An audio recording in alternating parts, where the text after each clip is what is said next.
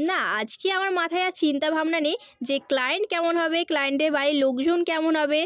সেই ভয়টা আজকে আমার মধ্যে আর কাজ করছে না। কারণ আমি যাচ্ছি আমার ছোটবেলার বান্ধবীকে সাজানোর জন্য। আমার চোখ মুখ দেখে তোমরা বুঝতেই পারছো, মানে ঘুম থেকে উঠেই আমি আমার বান্ধবীকে সাজানোর জন্য বেরিয়ে পড়েছিলাম।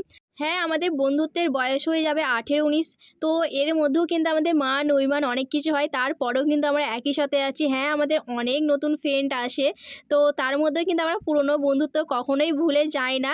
বান্ধবী কিন্তু আমার ওপরে ফুলের দায়িত্বটা দিয়েছিল। তাই বান্ধবীর বাড়িতে গিয়েই আমি ফুল আনতে চলে গিয়েছিলাম। আর যেহেতু ফুলের দোকান খুবই সামনে, আর তারপরে কিন্তু আমি আমার বান্ধবীকে বসিয়ে দিয়েছিলাম। ওকে জিজ্ঞাসা করছিলাম, "তোর কেমন কি লুক পছন্দ আমাকে সেটা বল।" ও বলেছিল, "তুই তোর মনের মতন করে আমাকে সাজিয়ে দে।" আর চলো, এটা ছিল মৌমিতার ফাইনাল লুক। তোমরা কিন্তু অবশ্যই দেখে জানিও এর ফাইনাল লুকটা কতটা সুন্দর হয়েছে। আর যেহেতু ওই দিন সরস্বতী পুজো ছিল, কাজ করে আমি একটু বেরিয়ে পড়েছিলাম মায়ের দর্শন করতে। আমার কিন্তু এখনো বুকিং চলছে। তোমরা যারা বুক করতে চাইছো অবশ্যই তাড়াতাড়ি আমাকে বুকিং করে নিতে পারো।